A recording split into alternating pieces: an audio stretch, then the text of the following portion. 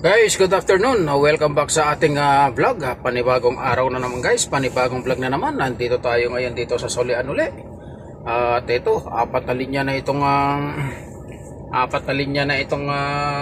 pila ng pagsulian dito. Kaya hindi malaman kung saan sa kaliwa, sa diretso o sa kanan ang pila rito. Ayan, dito sa aking position, isa, dalawa, tatlo, meron pang apat dun, pang lima pa yun nandun sa kabila.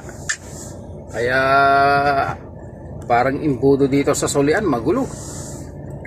Tapos pagdating dyan tatlong linya yata, dalawa, yan na yung papasok sa pag-check ng container. At nang di bali kasi ano naman to tawag dito, hanggang gabi tinebe yung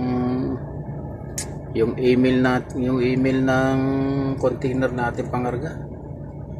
Hirap ito sa pagsulian ng container na ganito, magulo ang pila. Wala kasi nag-guide dyan sa unahan. Dati meron nag-guide dyan may gwardiya dyan na nagpapapila ngayon Friday wala yata. Tapos yung nag-check ng container doon sa harapan isa lang, kaya mabagal kung sa mabagal talaga.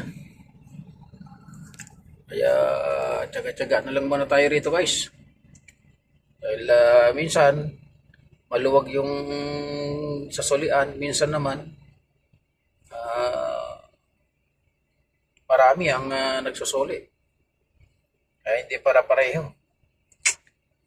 Tulad nung doon sa kabila sa Almadui, maluwag ang walang pila yung mga truck doon na magsusuli. Ngayon, dito naman lahat dito sa West Group. Kasi ang nire-receive nila na container dito sa West Group, CMA, MSK, tapos Hapag-Lloyd, PIL, yung mga nire-receive nila rito container. Ewan ko pa, meron pa yatang mga ibang pangalan na container na kanilang nire-receive dito. Kaya yung mga truck nag-uunahan dito sa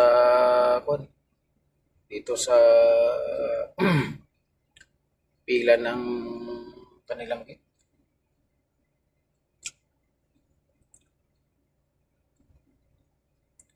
Kaya kapag nandito ka talaga sa biyahe na ganito, kailangan mo talaga magbaon ng napakakapal at napakaraming pasensya at konsensya. Kasi nandito yung mga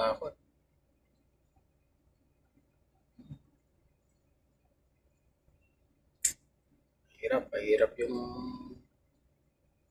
Solian na ganito.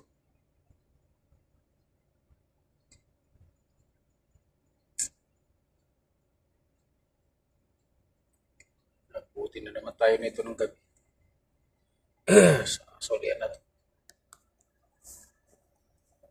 Tawag itong si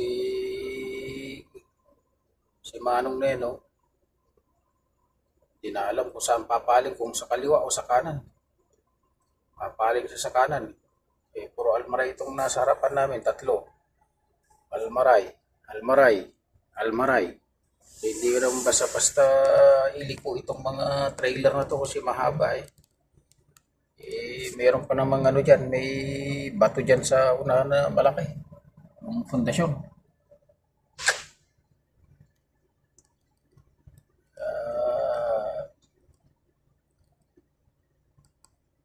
Medyo mahirapan tayo rito sa pila na ito. Sana makapasok tayo dyan. Sana pa. Kanina, hindi masyado kanina. Kanina, kunti lang yung kaninang umaga. Sorry tayo kanina, maiksi lang yung pila. Saka maganda yung pila dahil nandito sa kilid. Ngayon, hindi na, magulo na.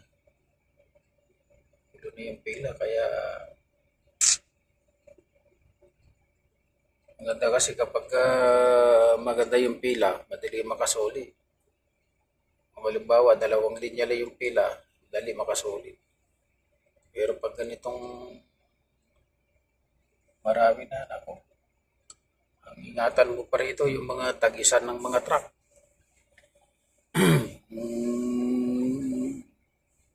Matagis ba yung ulo ng tractor head ng truck mo, yun ang iniiwasan mo sa ganitong